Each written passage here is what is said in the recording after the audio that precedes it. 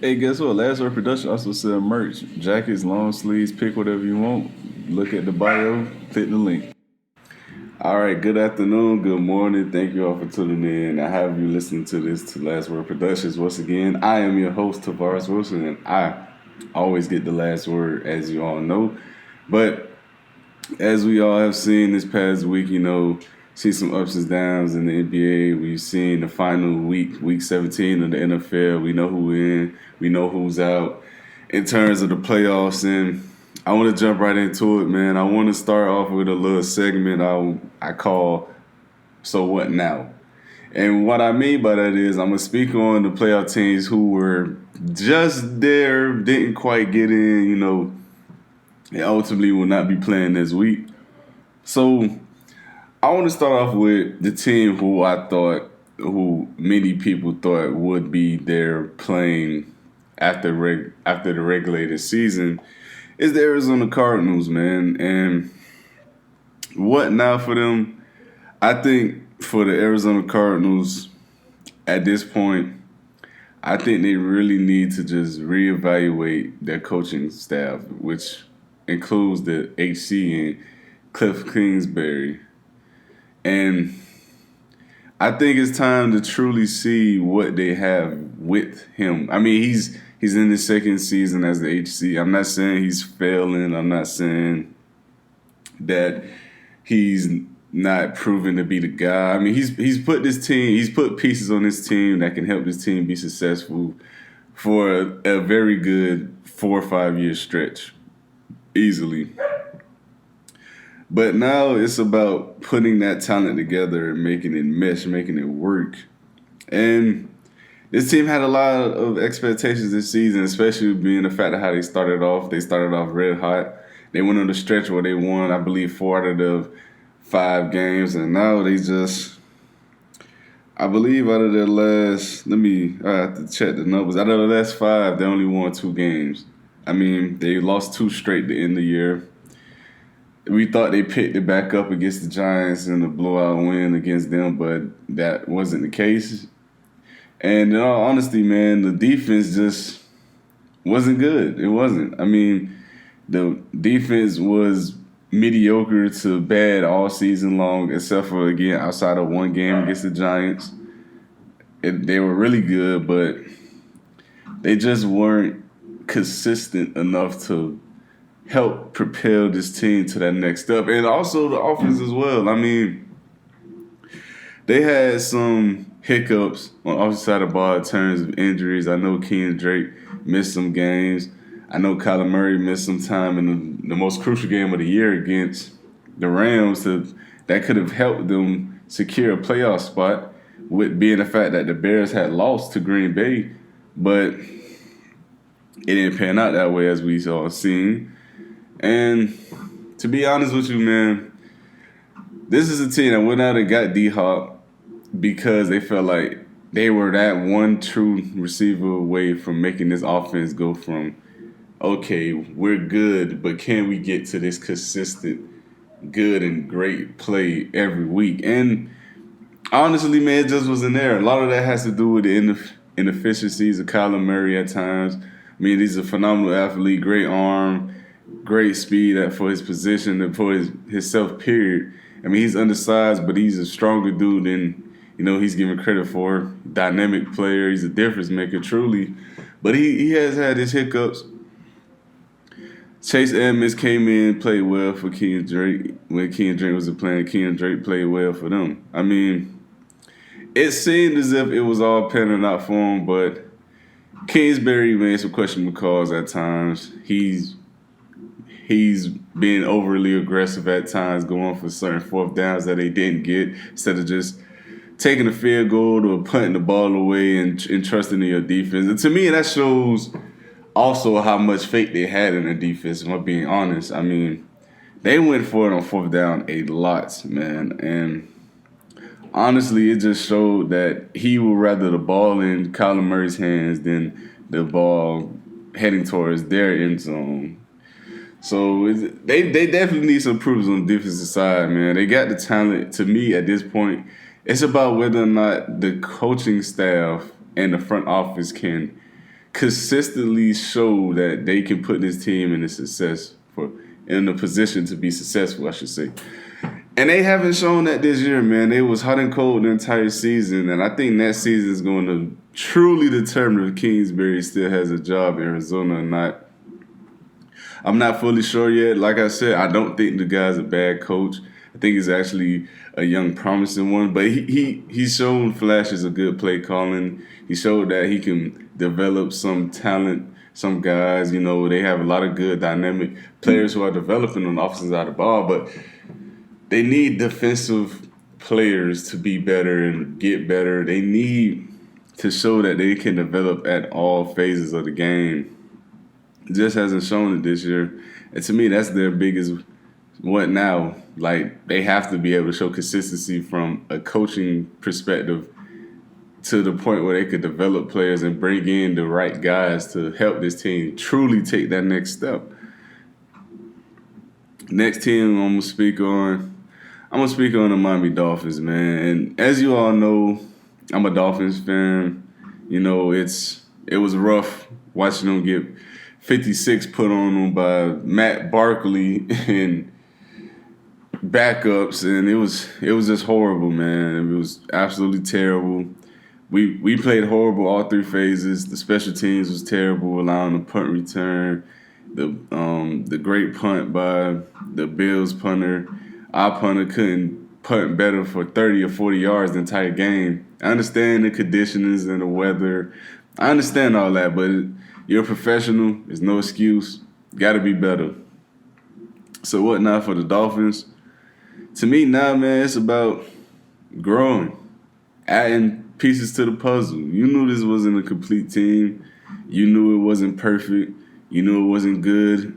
You just so happened to be better than what many expected you to be because your defense was playing good, because you had a young QB who didn't lose you games by making horrible decisions with the ball. Majority of the time he didn't. This game he played bad. Not to sugarcoat it at all. He played horrible, if I'm being honest.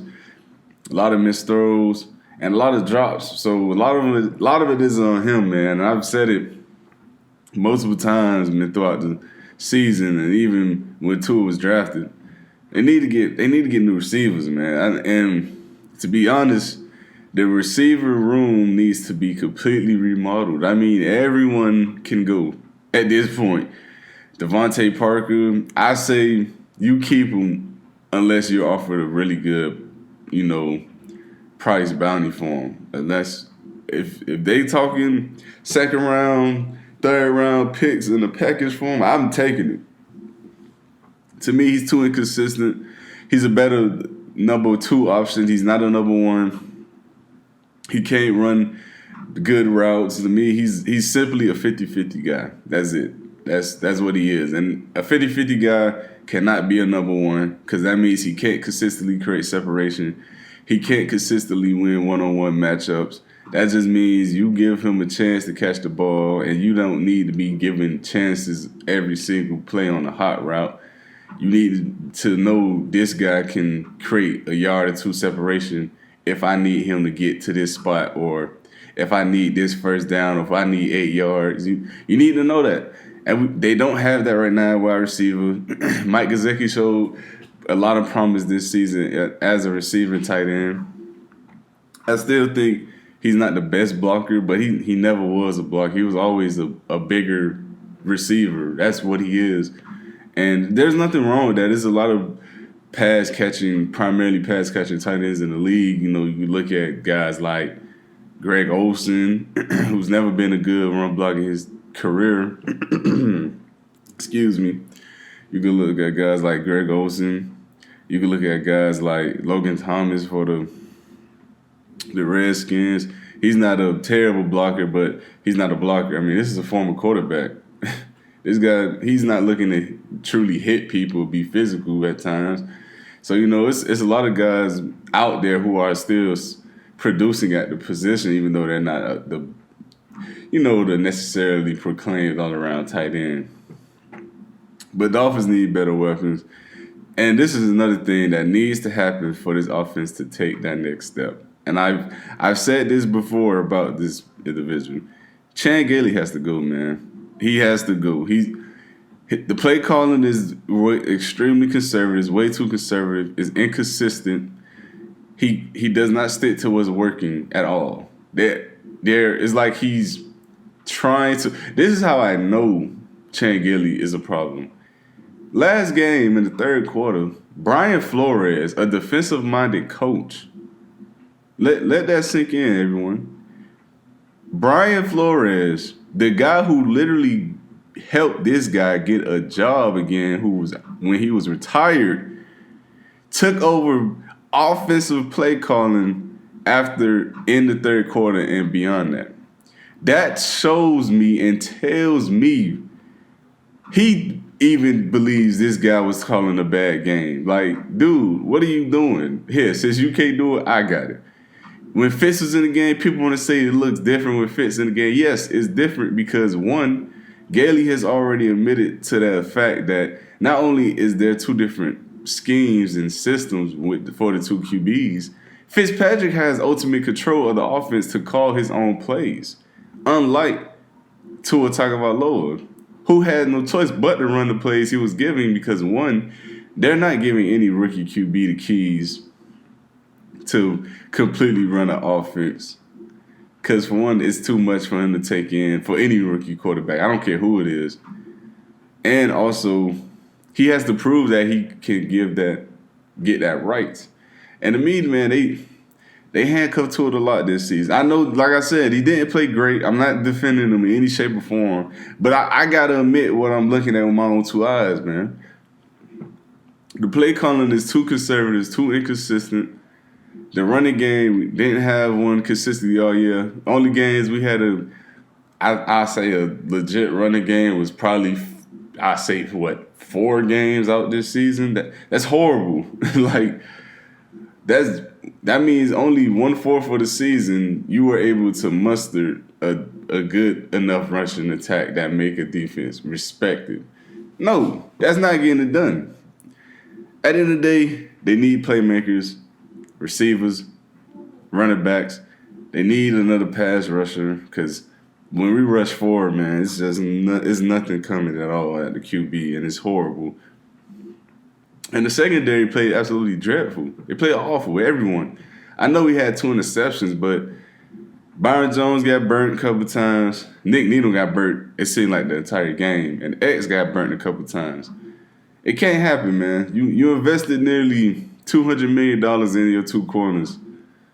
It can't happen. It can't. It just can't. They have to be better. Period, point blank. So what's next for this team? Add pieces. You need playmakers. You need to let your young QB develop. Everyone's going to want to compare him to Justin Herbert since Herbert had a great season. And, rightfully so. And I said this before. I told multiple people this. I wouldn't be surprised if Herbert was the best quarterback in this draft class. I wouldn't because he's that talented. And I thought at Oregon he was that good. Did he have hiccups? Yes. But, again, that's any quarterback. And I hate it when people dwell on these little nicks here and there about a guy when I'm like, what quarterback or what position, period, in football have you ever seen play absolutely lights out each and every game? Everyone is going to have a bad game. Everyone is going to make a bad throw. It happens. It's a part of the game. So, to me, that was just unjust and unfair to Herbert coming out. But with that being said, I heard this on a show earlier. I forgot the name of the show, but I know the host name. His name is Tobin. I forgot the name of the individual who said it. It was his other co-host. He said exactly. He made a great point, man. He was like, "Listen, the situation Tua was placed in was far different from any quarterback that he was drafted with, in the same class with. Burrow was playing with house money. He knew he could go out there and legit throw away a game and suffer no consequences because the Bengals weren't playing for nothing. Same thing with Justin Herbert. I mean, yeah, the Chargers have a little bit better team, but they weren't playing for nothing. They once he showed that he had the promise. After that point, it was just about letting him grow for the next season. The Dolphins didn't grant Tua Tagovailoa that. When he struggled, they pulled him. When Herbert struggled, he had to grow through them and learn.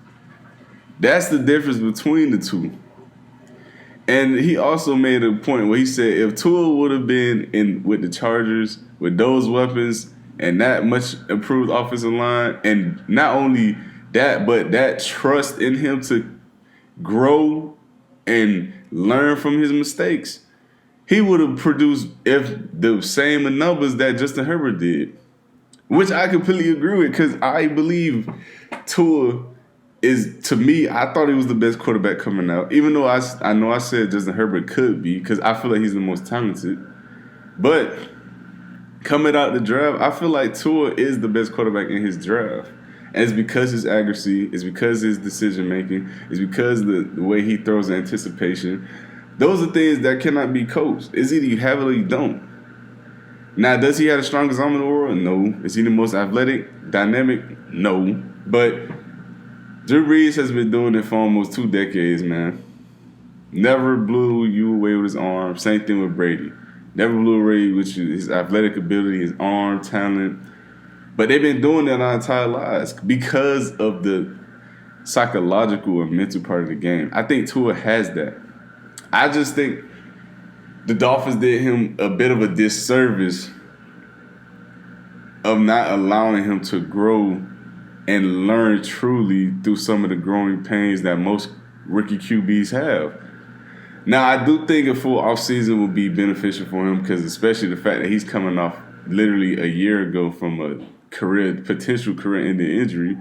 He gets to rehab, he gets to work out, strengthen up, his body more. And to me, that's just going to help him for next year. And the fact that they have the cap space they have and the draft capital that they have, sky's the limit, man, in terms of the talent they can bring in. But I'm going to move on to the next part of the show. I'm going to talk about these NFL playoffs, man. We got the standings out now. We got the matchups, and I'm gonna key in on 2 games, one from each conference, that I think that everyone should be watching for. The first game, I'm gonna start with the NFC. The first game everyone should be watching, man. We need to be watching the Buccaneers take on the Washington football team. And I say this because of this. If the Buccaneers were to lose this game, that would be a huge, huge disappointment for the season for this team, man. And it would be because they had so much hype built up around this year. It was so many guys they brought in. They brought in Tom Brady, of course. Went out and got Gronk out of retirement. Went out and got Antonio Brown. They went out and got Leonard Fournette, LaShawn McCoy, despite the fact that LaShawn McCoy isn't really getting any snaps. But, they went and added these pieces to make a legitimate push in the playoffs. To go one and done, it would be heartbreaking, and especially to the team it would be against. And that's the Washington football team. It would be absolutely devastating, man. There's no other way to describe it. And it just wouldn't sit right with a lot of Bucs fans. And this would be terrible for Bruce Arians, because he's a guy who has always been respected as a coach. He's a guy who's always had a good, I want to say, good connotation behind his name. He's respected around the league. He's liked. But, man, if he were to lose this first game, man, it would be horrible for him. And for the Redskins, what they gain from this, no one is expecting them to win. Maybe a few people, like Redskin fans or people who want to see the Bucs fail. But realistically, man, no one is expecting the Redskins to even be in this game. Honestly, I think they shouldn't even be in it. I think the Buccaneers should win by 14 plus easily.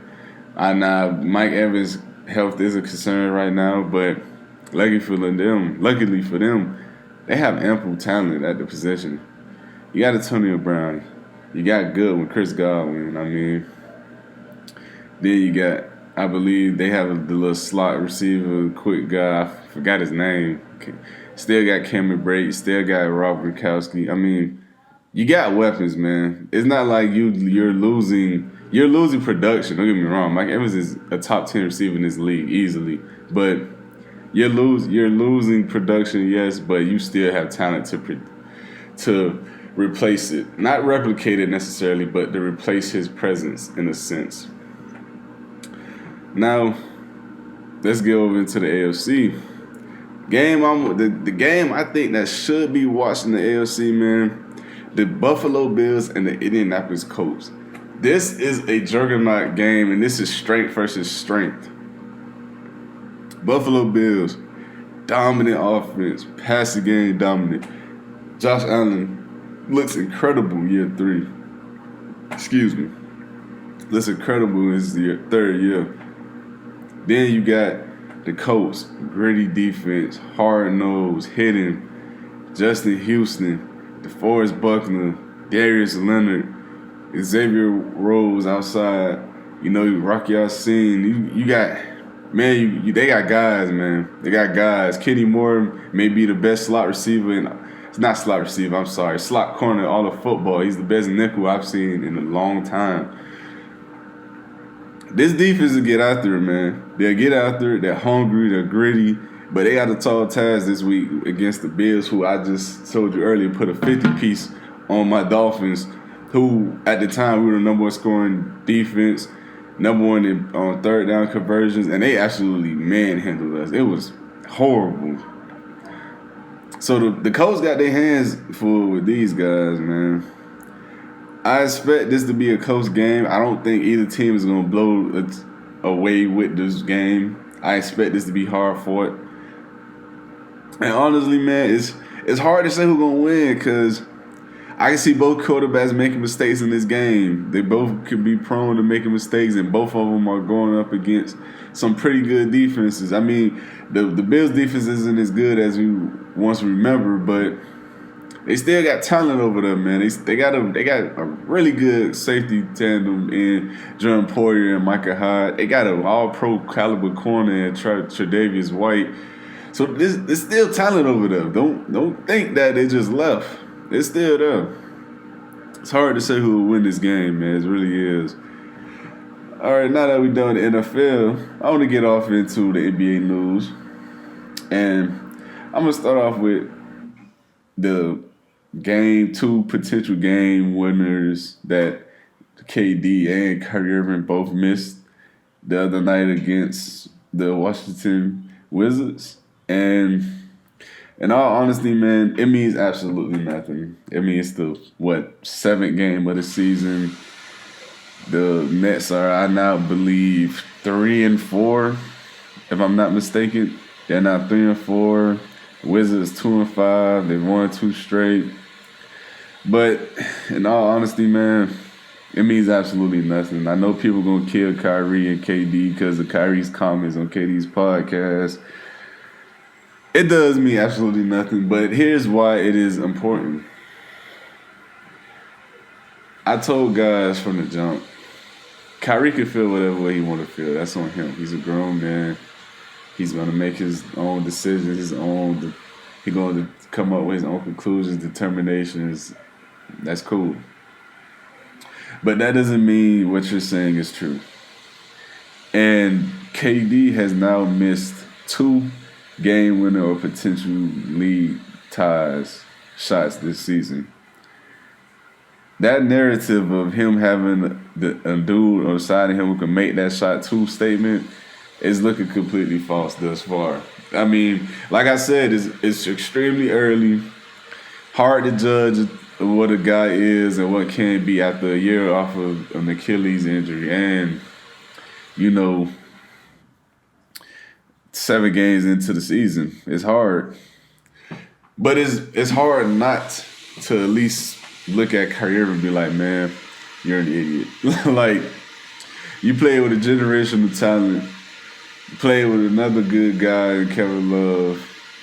You play with a young stunned star, like star-studded star. I don't know why I said it like that, but a young pieces like Jaylen Brown, like Jason Tatum, like you've played with some guys, and I'm not saying outside of LeBron. I'm not saying any of those guys are KD. I'm not saying that. But to say that you've never played with a guy, basically, to imply that you've never played with a guy who could potentially make those same difficult shots, I think that's just really disrespectful to those guys and how hard they work at their craft. Because Jaylen Brown is night and day a better all-around offensive player than he was when he first came in the league. It's pretty clear and cut, man. Like, this dude is legit at scoring the ball now. Like, he's always been a gritty defender. He's athletic. The talent has always been there. And like I said, I said about Isaac Okoro. I said it about with Jimmy Butler. I said about Kawhi Leonard. I said a guy who is a defensive-minded guy, athletic, will develop into a good or great player. Because offense is going to come naturally. It is. The game itself is about putting the ball in the bucket. That's what it is. So that would naturally come to you the more you play and the more you hone in on your skill set. But defense, athletic ability, IQ, some of that defense is nothing but effort, man. And you can't learn it. It's either you got it or you don't. You can't just become an all-NBA type of defender in a matter of one offseason because of training. It's not going to happen. Because at first it starts with you. And Jaylen Brown has been a really good defender throughout his career. I mean, did we not see what he did to Pascal Siakam? But that's another topic for another day. I'm getting off topic. Point of the matter is, yes, it's the 7th game of the season. Yes, the 2 missed shots don't mean nothing. But it is quite entertaining and funny to see Kyrie eat his Warriors a little bit. And move on to other NBA news. Seems as if that the Rockets may be having hard to stay put, if you ask me. I mean, he's looked good coming into the season. I believe the guy is averaging, I think at one point went on a 44-point stretch. It was something along those lines. He's looked good. He's playing well. He didn't play the other night against the Kings. Sat out because of, I think, an ankle sprain. But the guy's giving you 37 a night with 11 assists, man. I mean, can't really do too much better than that, if we're being honest. I mean, he's playing lights out to begin the year again. Despite all the trade rumors, despite him not, preparing for the season, being out at strip clubs, parties, whatever he wanted to call it, whatever you want to say. The guy is an absolute baller at the end of the day. That's it. He's a hooper. He's a top 10 player in this league easily, top 5 easily. He's an MVP. He's been to the finals. He's been to the conference finals as the best player. Could have been to the finals, but, injuries happen. They occur. There's no telling who would have won that game, but Chris Paul plays. It might have been a different series that season. At the end of the day, man, he's a top guy in this league, and I think he deserves a bit more respect than he's given. I'm not saying I'm a Harden fan, and I'm not saying that he's a guy who deserves to be looked at like he's in the best at what he does, because he may be the best at his position, but I don't think he's the best NBA player in the league. I don't think that at all, but he is a guy that a lot of people were writing off of this year saying, oh, he's not going to try. He doesn't want to be there. He's this, he's that. He's not a team player. He cares about himself.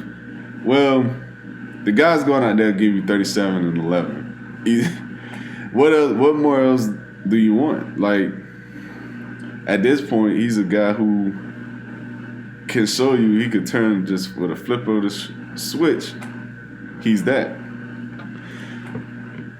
All right, so I'm going to get into some fans Q&A. These are some questions from a week ago. I'm sorry, guys, that I'm just not getting to them, but it has been a rough couple of days for me, to be honest. But let's get off into the questions.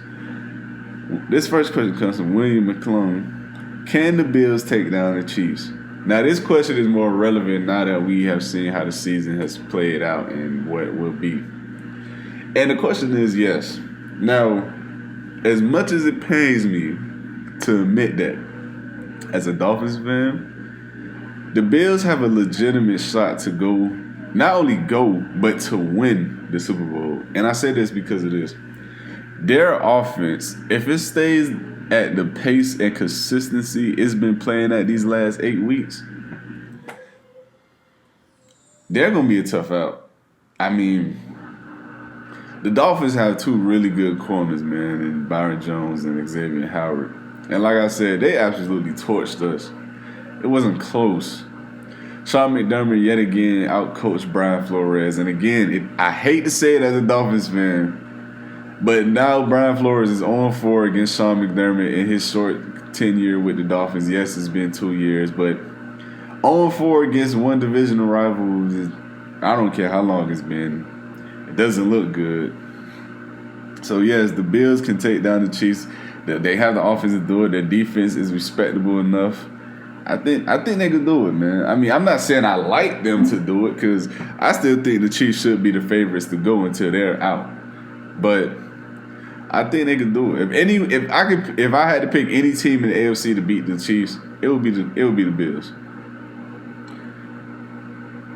What team is best suited to knock off the Chiefs? This question comes from Noah Rogner, and he also added a little smart little comment saying, "And why is it the Indianapolis Colts?" Noah is a Colts fan. Again, happy birthday to you, my boy. I hope you're being safe. And like I already said, I think the Bills have the best chance to knock off the Chiefs. But if I had to pick a second team, it would be the Colts. I think the Colts defense is legit. My only problem with the Colts is Phillip Rivers. He's a little bit inconsistent of a guy. He gets hot-handed sometimes, turns the ball over. I mean, that's always been him throughout his career. That's why he's been a hot and cold type of guy. That's why he's never really had sustainable success throughout his career. I mean, yes, large part is because inconsistent play around him, but he's always had some weapons, man. LT, Mike Williams, Keenan Allen, recent memory. But then you got to go back to the Vincent Jacksons of the world. Then you got to go back to Antonio Gates. You go back to guys like that. I'm sorry. He's had some guys around him that can help him be successful. I'm not going to act like he just never had it.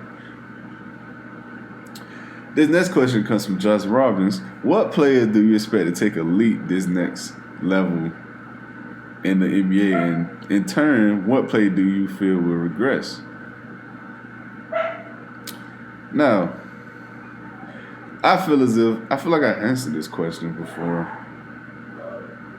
But the player I feel like that would take a leap would be, I want to say, it's hard, man, because there's a lot of guys I think could take a leap.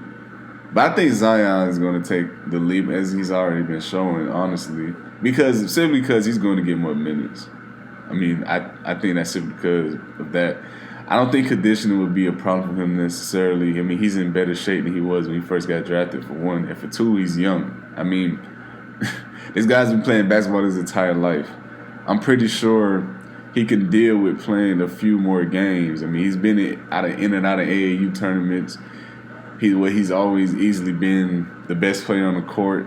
Sometimes he's probably been arguably the best player because he played against a guy like LaMelo before. But for the most part, this guy has always been that go-to guy. He's never had any conditioning problems or coaches playing that he was complaining he was out of shape or something like that. He's never had that issue. And the player I expected to regress, this is how I know I answered this question before, because I remember saying Jamal Murray, and I'm still saying Jamal Murray, and he is showing he's regressed from what we've seen in the bubble. I knew his play was sustainable, but he's not even playing like an all-star caliber point guard right now. And he was playing like an all-NBA caliber point guard in the bubble. Now, it's early. Again, he's young, talented, very talented. I think Jamal Murray is underrated, if I'm being honest. But he's got to show some consistency, man. He has to. Now, this next question comes from Mason Moon. Now that the season is basically wrapped, which team suffered the most due to COVID, and if there is any, what team benefited the most? To me, the team who suffered the most, I'm gonna say the Broncos, just because they literally had to play a game without a quarterback on their roster. Like, they no reschedule, no switching, to a different date, nothing. I mean, it was horrible. And the team who it benefited the most, I don't necessarily believe it benefited any team, but if I had to choose, just for the sake of choosing, I think I'm gonna say the Steelers, because they had to play a divisional opponent without their best player on the offensive side of the ball, and Lamar Jackson, and they ultimately won that game. So I think that's a great, disservice. But to me, that's what it is. Where do you see Tua, Joey, and Herbert in 5 years? He's talking about Joe Burrow. He said Joey B. But to be honest with you, I see all these guys being good quarterbacks. I've already said it, man. Tua is in the offense with limited weapons, no running game, young offensive line, which means they're struggling at times and they're still learning themselves. But he showed flashes. He hasn't looked great every week. He hasn't looked good every week. But he shows flashes. He shows the throws. He shows the anticipation. He shows that he has the ability to be that guy. And that's all you want out of a rookie sometimes. Just show promise. If you can do that, we can build on it. Justin Herbert, I think he's finished the season as a top 10 passer. I mean, he easily could have had 4,500 yards, 31 touchdowns, 10 interceptions. This guy's legit. And Joe Burrow is going to come back better than I believe he was before after this injury. Would Derek Carr be a Raider after this season? And also, if not, potential landing spots. No, I don't think he's coming back. I think that they've seen what they've had in Derek Carr. I think they're going to move on. Not to say that he's a bad quarterback. I just think a change of scenery for him would be best, just like a change at the position would be best for the Raiders. John Gruden, I don't think he ever truly wanted Derek Carr, if I'm being honest. I think he always wanted to move on. I think he tried to see if it was something there that he wanted, per se, from a skill set standpoint, but I don't think he ever truly wanted Derek Carr. And potential landing spots, I'm going to go with the best landing spot from him, to me, Lions or Bears, either or. I think they both have young, promising players. I think they both can bring in talent, and I think he would be a significant upgrade, especially for the Bears. I think him and Stafford are pretty much the same kind of guys, but he's a better decision-maker than Stafford, so that would be a little bit better for the Lions. But I think for the Bears, he would absolutely come in to be a way better fit for them. Way better. And that's it for the Q&As. Thank you all for tuning in once again to the show. Be sure to like, subscribe to the YouTube channel. Be sure to click the bell to get notified for whenever I upload new content. And also, don't forget, I'm on social media platforms such as Instagram, such as Facebook. And now I'm also on Clubhouse. So if you ever want to hear anything from me, exclusive content, I'll be there. And I'll see y'all in the next episode.